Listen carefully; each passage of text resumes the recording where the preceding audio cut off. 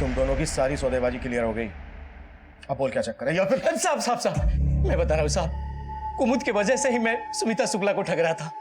6 बरस पहले वो अपने बेटे मुन्ना का कातिल का पता लगाने के लिए उत्सुक थी और उसी बात का फायदा उठाकर कुमुद उसे हमारे पास लेकर आया। अब कुमुद मुन्ना के बारे में जो हमको बताया था, हम सुमिता को वही बताते थे और उसे लगता था कि हम कोई अंतर्यामी है। वो प्रसाद के जिन लड्डुओं का भोग लगा के गई थी, जहर मिला था उनमें, ऐसा भी क्या भोग लगाया था तूने? नहीं साहब, हमें नहीं पता है कि उस लड्डू में जहर किसने मिलाया था। सुमिता शुक्ला को अपने पूरे परिवार को कुलदेवी के मंदिर लाने के लिए तूने ही कहा था ना? हमने उनसे वही कहा जो कुमुद ने हमको बोला था। अब इसके पीछे कुमुद की क्या मंशा थी हमें नहीं पता साहब। ये कुमुद कहाँ मिलेगा? साहब हमें ये नहीं पता। अच्छा, अरे दिसंबर ने बताया कि सुमिता शुक्ला को लगता था कि उसके छोटे बेटे मुन्ना का मर्डर हुआ है। सुमिता के घर की छानबीन करो और मुन्ना से जुड़ी हर बात पता करो। Okay sir. एक बात पता चली है, तिलक नगर पुलिस स्टेशन में इस डॉक्टर चतुर्वेदी की मिसिंग कंप्लेंट फाइल हुई। इसके क्लिनिक के आसपास के सीसीटीवी फुटेज को जब खंगाला तो पता चला इसे किडनैप किया गया है और जिस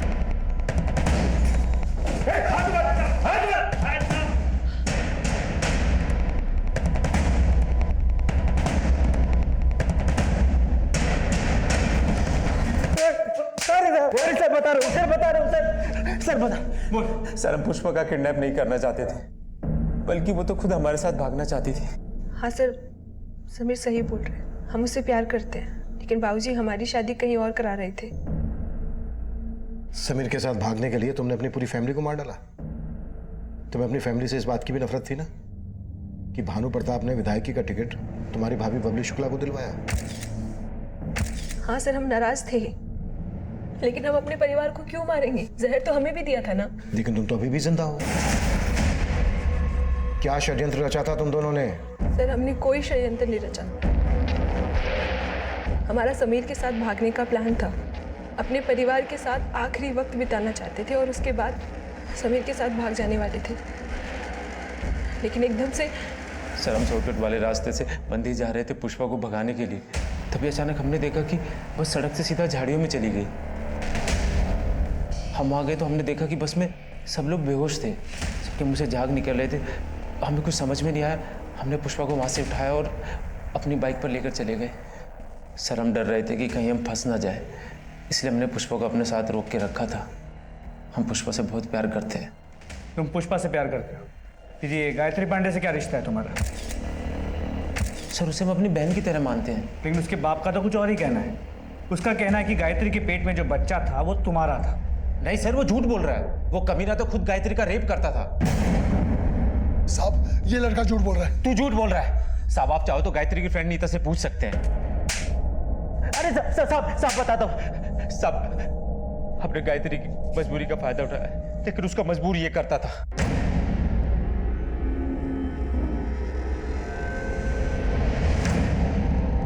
तेरा बाप बहुत कमीना है। मैंने ना ये सब इसमें रिकॉर्ड कर लिया है। भैया अब भैया मत कह।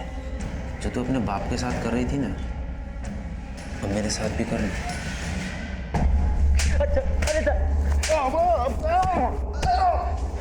मतलब कमीने तुम दोनों थे, इसीलिए गायत्री को मारा था? नहीं साहब, हम मानते हैं कि गायत्री के पेट में हमारा बच्चा था, लेकिन हमने गायत्री को नहीं मारा। दिनेश तोड़ सालों।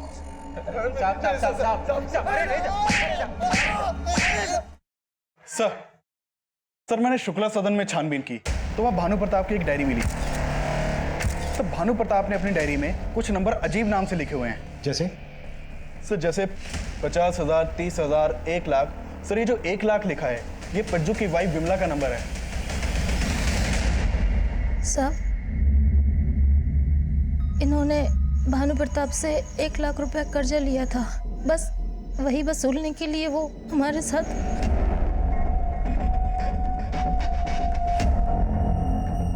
अपने लुगाई के समझा दे कि नखरे कम किया करे। अभी ब्याज वसूला है, मूल बाकी है, समझा? भानु प्रताप तुम्हारा शोषण कर रहा था, इसी का बदला लिया ना तुम लोगों ने? नहीं साहब, माना कि हम खून का घूंट पी रहे थे साहब, लेकिन ये सब करने की हमें हिम्मत नहीं है।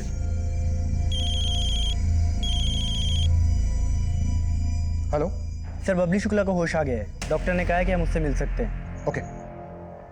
सर हमें नहीं पता कि पज्जू और विमला ने क्या किया है, लेकिन लड्डू अम्मा जी ने ही बनाए थे और अम्मा जी भोग लगाने से पहले किसी को भी लड्डुओं को हाथ नहीं लगाने देती थी।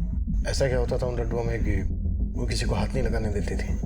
सर हमें लगता था कि वो सात्विकता रखने के लिए ऐसा करती थी, लेकिन बाद में लगा कि वो अपना संकल्प ना टूट जाए इसलिए वो ऐसा करती थी। कैसा संकल्प? उन्होंने संकल्प लिया था कि वो अपने छोटे बेटे मुन्ना के कातिल का पता लगाएंगी। उन्हें ऐसा क्यों लगता था कि उनके बेटे मुन्ना का मर्डर हुआ था? डेथ सर्टिफिकेट में तो साफ है कि उसकी मौत एक लंबी बीमारी के कारण हुई थी। सर हमें ज्यादा कुछ नहीं पता। ये सुमिता का कोई भ्रम था या उसमें कोई सच्चाई थी, इसका कोई प्रमाण नहीं था। अघोरी उसे छल रहा था और उससे छलने वाली सुमिता अब मर चुकी थी। उस वक्त हम ये थ्योरी बना रहे थे कि क्या वो औरत खुद उन लड्डुओं में जहर मिलाएगी, लेकिन उसका हमें उस वक्त कोई पुख्ता प्रमाण या वजह नहीं दिख रही थी। और गायत्री पांडे का मर्डर भी बेजवाब सवाल लिए खड़ा था। हम शुक्ला परिवार के हर जानने वाले से मिल रहे थे, लेकिन बबलू शुक्ला की जिस लड़की से शादी होने वाली थी उसका बयान हमें सोचने पर मजबूर कर रहा था। सर ये बात सच है कि हम बबलू से बहुत प्यार करते थे। पिछले 5 सालों में हमने उसे कई बार प्रपोज किया, लेकिन उसने हमेशा मना ही किया। पर एक दिन अचानक उसने हमें मिलने के लिए बुलाया। अदिति, तुमसे कुछ बात करनी है। बोलो। तुम मुझसे शादी करना चाहती हो ना? हाँ। हम तैयार हैं। सर बबलू ने हमें हाँ तो कर दिया था, लेकिन हमें फिर भी लगता था वो हमें प्यार नहीं करता था।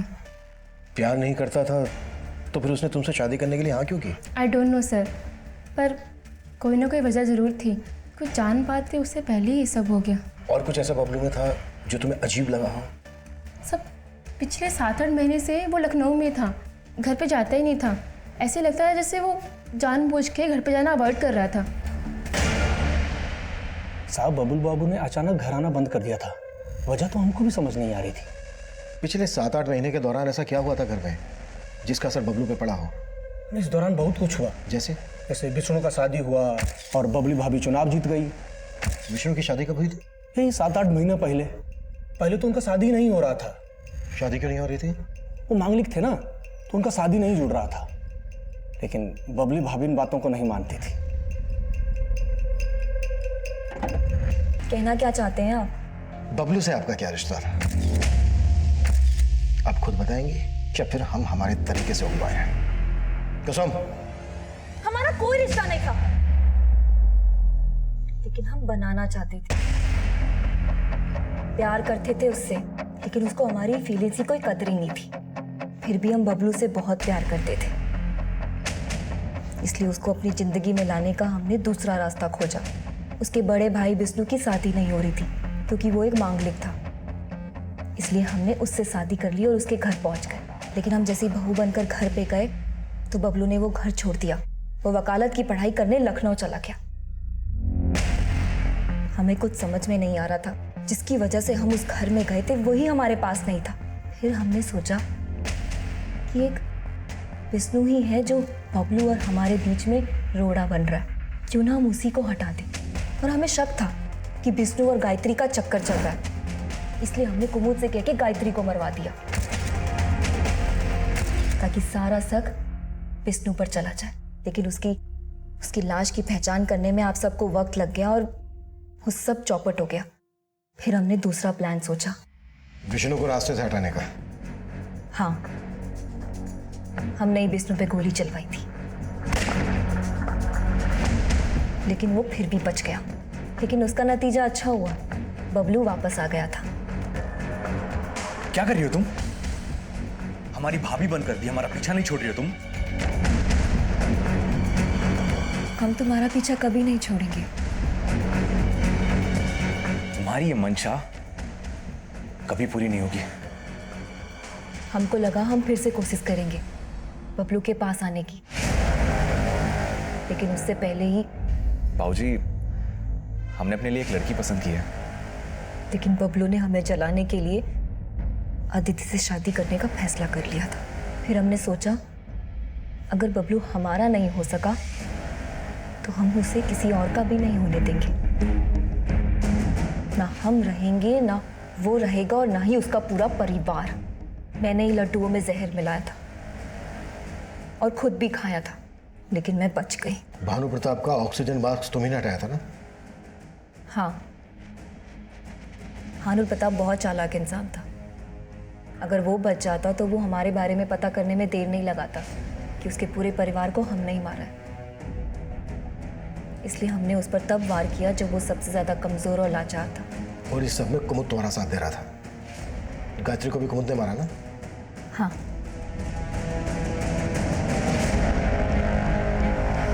कुमुद कहाँ है जिसने सब में तुम्हारा साथ दिया? कुमुद को तो हमने खाई में धक्का मार दिया, क्योंकि अगर वो बच जाता तो आप लोग हम तक पहुंच सकते थे। अब सर, गेहूं के साथ खून तो पिसता ही है। जिसको हमने अपना माना था वही अपना नहीं हुआ तो फिर क्या वो और क्या बाकी सब। अब हो गया वो अपना। ये कैसे सोच लिया कि हम तुम तक नहीं पहुंचेंगे? और बिल्कुल सही कहा बबली जी, गेहूं के साथ खून तो पिसता ही है। अब पीसना गेहूं पूरी जिंदगी जेल में।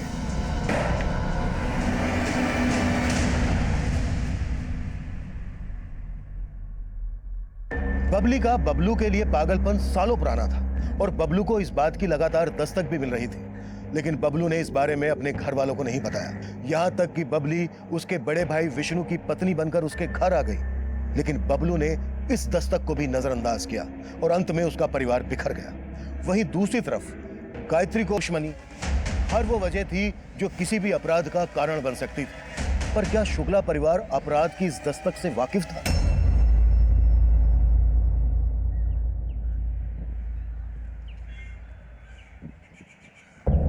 भैया जी, 12 बजे जो बबली भाभी का रैली है ना, उसका पूरा इंतजाम हो गया है। वो फूल वाला आ गया है, ये रखो और भैया जी के लिए पानी गर्म करो। और उसका सब तैयारी हो गया है। वो फूल आ गया है, कुर्सियां हो गया है, वो टेंट वाला हो गया है, वो जो बड़ा वाला झंडा कहते हैं वो भी हो गया है। अरे बहू का भाषण सुने का बोलने वाली है?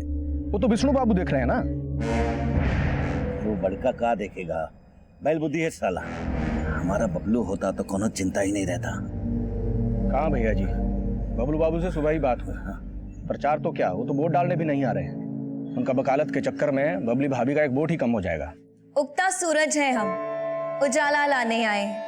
ये उगता सूरज सिर्फ हमारा चुनाव चिन्ह ही नहीं बल्कि हम सबका भाग्य भी है।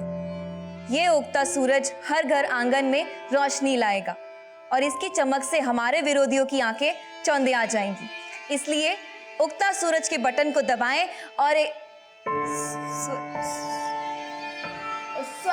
बस उतर गया ना गाड़ी पटरी से तुम्हारा। ऐसे अटक अटक के बोलोगे ना तो जो नेता लोग हैं ना विरोधी, नीचे हकली नेता लिख के ना तुम्हारा वीडियो वायरल कर देंगे, फिर बन जाइएगा विधायक। चलो कॉन्फिडेंस लाओ थोड़ा, फिर से बोलो। भैया कॉन्फिडेंस लाने से कुछ नहीं होगा। राजनीति ना खून में होती है। अगर कोई भी भाषण रटने से नेता बन जाता तो तोता भी मंत्र रट के पंडित बन जाता ना, है ना? थोड़ा कम बोला करो पुष्पा। ननद भाभी को प्रोत्साहित नहीं करेगी तो गढ़ जीत कर भी शुक्ला परिवार अंदर से हार जाएगा। तुम तैयारी करो। बाबूजी नाश्ता ले आए? नाश्ता वास्ता तुम रहने दो, अब चूल्हा चौकी पुष्पा को करने दो। विदा होके जाएगी तो ससुराल में काम आएगा। चूल्हा चौकी तो बाबूजी पुष्पा सीख ही लेगी, लेकिन हमको लगता है कि आप हमको चूड़ी पहना के घर में बिठाने का पूरा मन बना चुके हैं। सर नंबर हमारा था, लेकिन ये महिला आरक्षण के चक्कर में इनको नेतागिरी सिखा रहे हैं बैठ के यहाँ पर। इस बारे में जितना बहस करना था वो हो चुका। अब घुंघरू फोड़ के क्या फायदा। बहू का रैली का तैयारी करो। भूषण जी लिस्ट निकालो।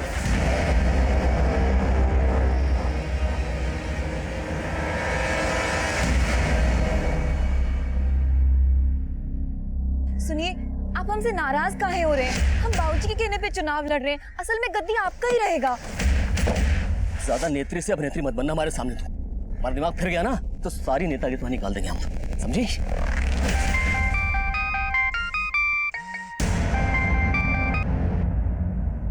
हाँ बोलो।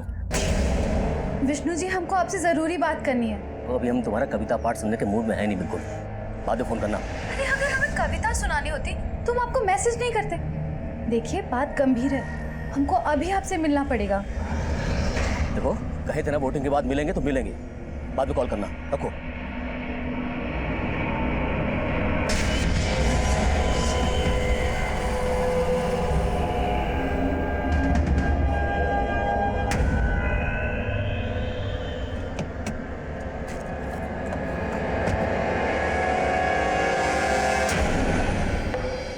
कुमुदवा, जी पंडित जी। अम्मा जी को गुरुजी के पास लेके जाना है, गाड़ी निकालो। जी पंडित जी।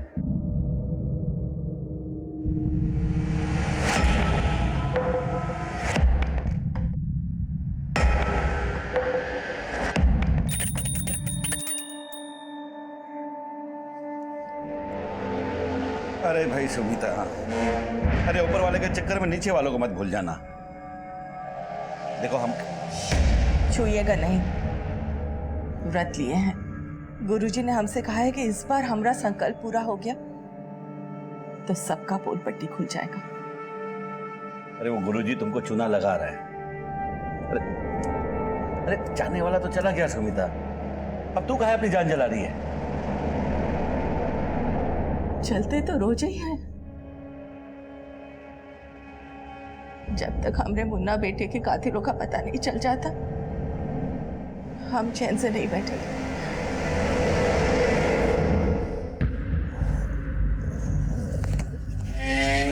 हटो, हो गया तुम्हारा। तुम्हारा सब कुछ तुम्हारे हिसाब से होता है। साला शादी किसी और के साथ करोगे और हनीमून किसी और के साथ। वो क्या है ना, टूर्नामेंट से पहले नेट प्रैक्टिस अच्छा होना चाहिए, नहीं तो साला सुहाग रात को अच्छे से परफॉर्म नहीं किए ना तो शुक्ला परिवार का रेपुटेशन खराब हो जाएगा। सही बोलती हो, साला खून में ही राजनीति है। लेकिन वो तुम्हारी बबली भाभी, वो तो तुमको पानी पानी कर दी। जीतेगी भाई जीतेगी, जीतेगी भाई जीतेगी, जीतेगी भाई जीतेगी, जीतेगी भाई जीतेगी, जीतेगी भाई जीतेगी, जीतेगी भाई जीतेगी।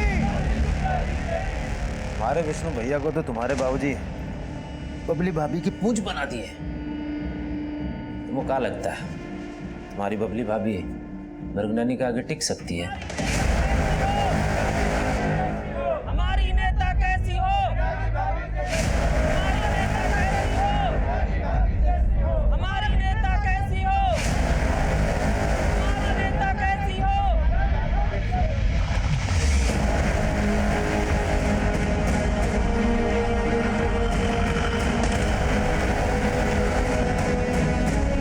जीतेगी भाई जीतेगी, जीतेगी भाई जीतेगी, जीतेगी भाई जीतेगी।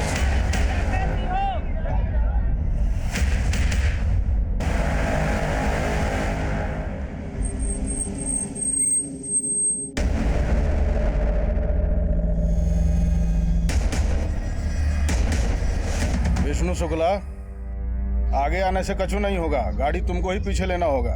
चलो। ओ त्यागी, साला तुम हमको पीछे करोगे? हाँ? क्या कर रहे हैं विष्णु? अरे त्यागी क्या कर रहे हैं? देखो त्यागी, चुनाव के समय दंगल ठीक नहीं है, इससे दोनों पार्टियों का छवि खराब होगा। छवि तो इनका खराब होगा। कर दीजिए ना इनको खुश, जाने दीजिए, लड़के लाल बड़ी चोट खाएं। और वैसे भी जब से इनके छुटके भैया गए हैं बबलू, इनका दाल गला नहीं लगता। हमरा चुनाव में जीतना पक्का है, ये बबली हमको क्या हराएगी।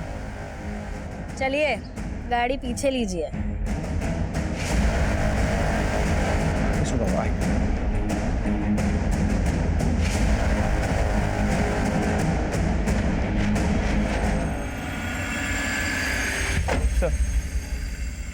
लाश का चेहरा बुरी तरह कुचला हुआ है, बॉडी पे कोई आई कार्ड या कुछ भी ऐसा नहीं मिला जिससे इसकी पहचान हो सके। ऐसे सुनसान रास्ते पर लड़की अकेली तो आएगी नहीं। ये हिट एंड रन का केस नहीं लगता। लड़की को पर्पसली यहाँ लाकर मारा गया होगा या फिर मारने के बाद निकले। और उनके मुंह से 24 घंटे बबलू बबलू बबलू निकलता रहता, सुन सुन के कान पक गए हमारे।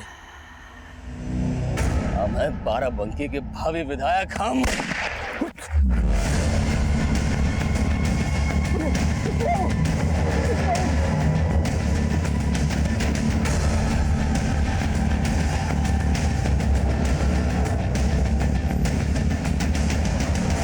भैया जी, गोली पीट कर चुके निकला है। विष्णु भैया को बचा लिया है, लेकिन खून बहुत बहा है इसलिए बेहोश हो गए। पुलिस को पता तो नहीं चला? नहीं, सब निपटा लिया, आप चिंता मत कीजिए।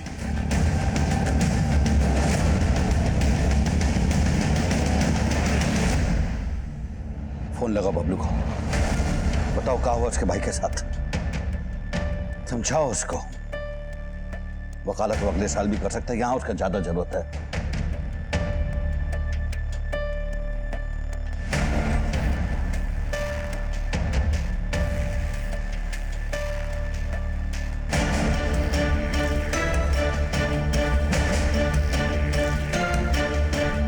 भैया जी, हम बबलू बाबू के साथ जो है लखनऊ से निकल लिए हैं।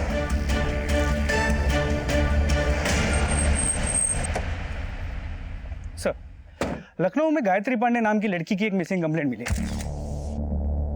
सर, ये लड़की एक कवयित्री है जो लखनऊ यूनिवर्सिटी से एमए कर रही है और वहीं के वुमेन्स हॉस्टल में रहती है, लेकिन बेसिकली रहने वाली बाराबंकी के बिनी गांव की है। उस लड़की की हमें लाश मिली बाराबंकी लखनऊ रोड पर। हो सकता है गायत्री लखनऊ से बाराबंकी आ रही हो और वहीं उसका मर्डर हो गया हो। गायत्री का एड्रेस है बाराबंकी का, तो फिर गायत्री की फैमिली कहाँ है? सर, लखनऊ पुलिस से पता करवाया, बिनी गांव में उसके पिता रहते हैं।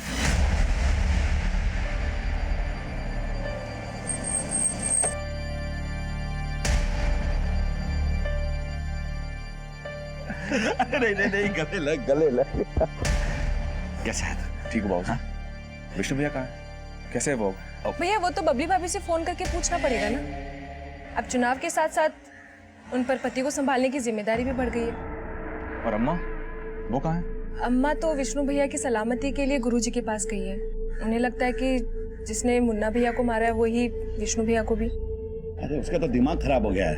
वैसे विष्णु ठीक है, और अब तू आ गया है ना, तो तेरी बबली भाभी की जीत पक्की। जी बाबू। चल चल अंदर अंदर अंदर अंदर चल।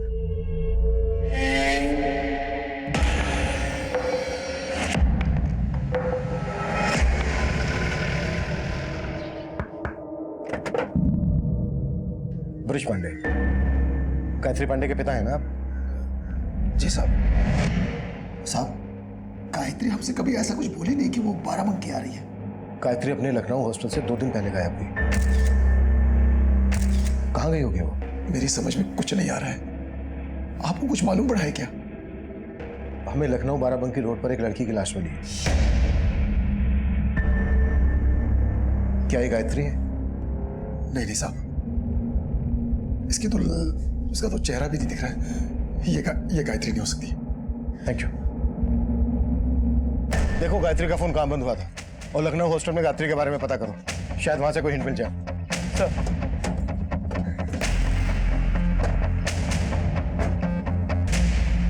मृगनयनी, हमको मालूम चला है कि भानु प्रताप का छोटा बेटा बबलू लखनऊ से वापस लौट आया है। जानते हैं हम।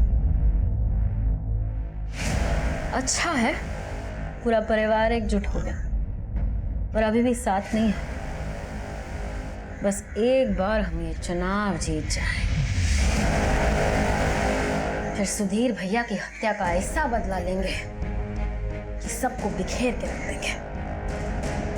भैया, हम आपके कातिलों को जिंदा नहीं छोड़ेंगे।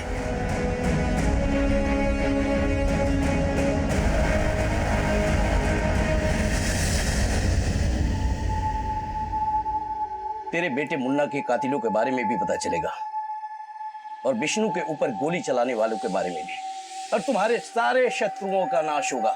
पर इसके लिए तुम्हें हमारे बताए गए नियम और कायदा पर चलना पड़ेगा। आप जैसा बोलेंगे वैसा ही करेंगे।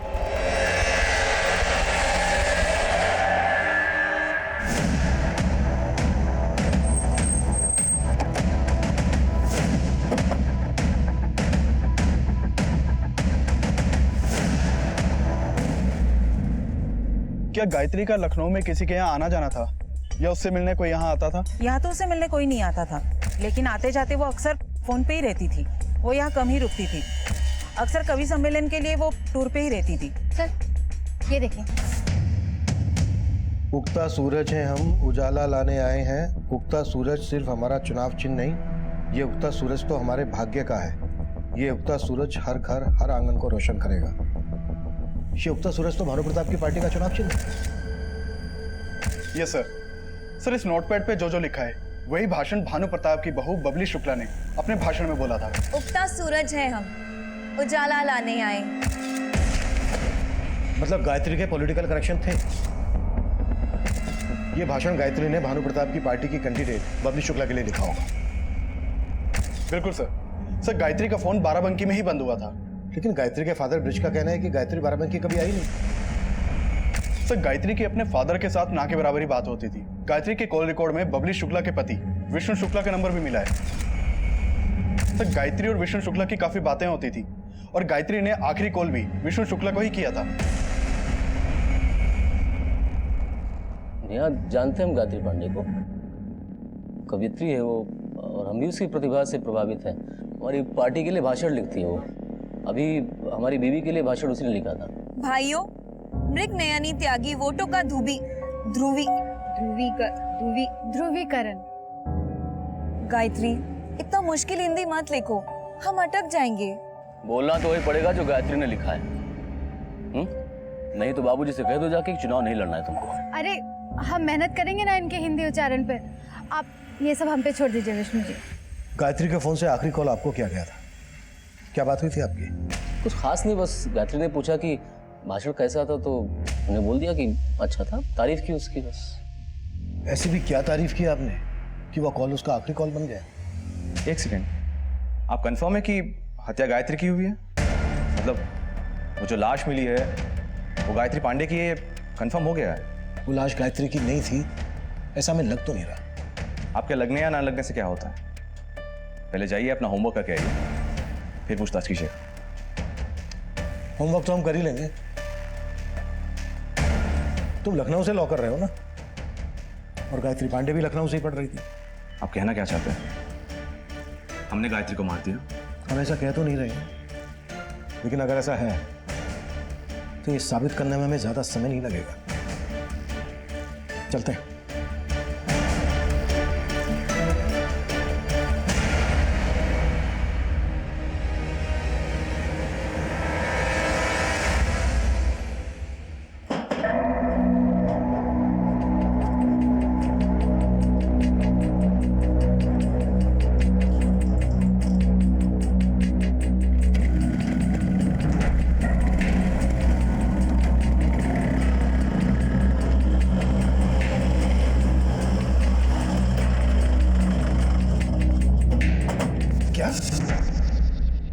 गायत्री का शुक्ला सदन में आना जाना था? शुक्ला सदन आपके गांव से ज्यादा दूर नहीं है और गायत्री का वहां लगातार आना जाना था। ये बात आपको पता तक नहीं? गायत्री 3 साल से लखनऊ में ही थी, और मैं सच बताता हूँ साहब, मुझे नहीं मालूम था कि गायत्री का बाराबंकी में इतना आना जाना था। और साहब मुझे आज भी नहीं लगता कि वो लाश गायत्री की होगी। तो फिर गायत्री है कहाँ? गायत्री के पिता ब्रिज इस बात को मानने के लिए तैयार ही नहीं थे कि वो लाश गायत्री की थी, और हमारी इन्वेस्टिगेशन उस लाश की पहचान पर टिकी थी। लाश का चेहरा बिगड़ा हुआ था, हो सकता है वो बच्चा विष्णु का ही हो और उसी बच्चे की वजह से गायत्री की मौत हुई हो। शुक्ला सदन चलते हैं, गाड़ी निकलो।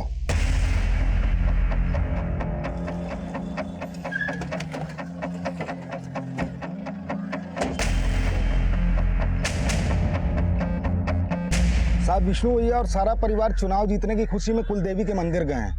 वो लोग रात तक ही वापस आएंगे। ठीक है, कर लेने दो दर्शन। वैसे भी इन्हें ऊपर वाले की बहुत जरूरत पड़ने वाली है। तब तक हम गायत्री के बाप से मिलते हैं। चलो।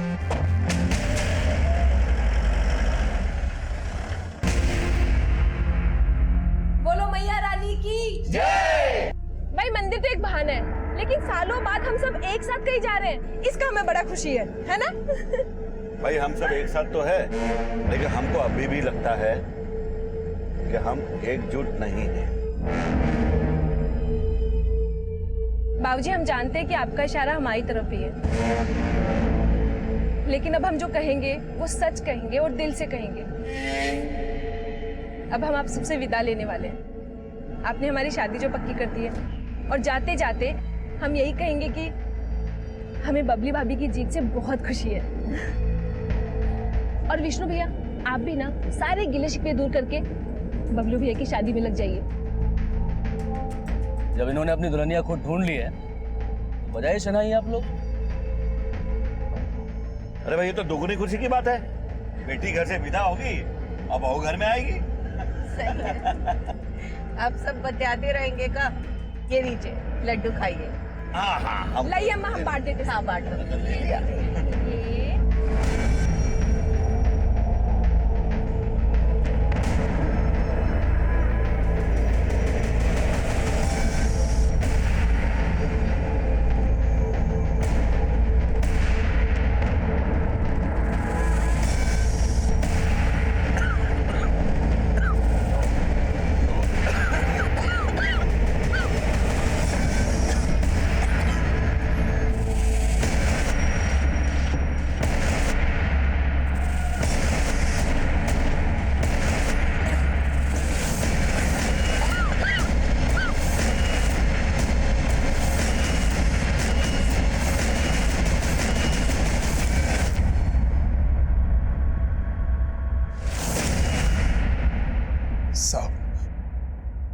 माना कि आपका दावा सही था, लेकिन आप ही सोचिए, एक बाप अपनी बेटी के बारे में कैसे सोच सकता है? उसका चेहरा भी, किसने मारा होगा मेरी बेटी को? सिर्फ गायत्री को ही नहीं मारा गया, गायत्री के साथ उसके बच्चे का भी मर्डर हुआ। गायत्री 1 महीने की प्रेग्नेंट थी। प्रेग्नेंट? हेलो।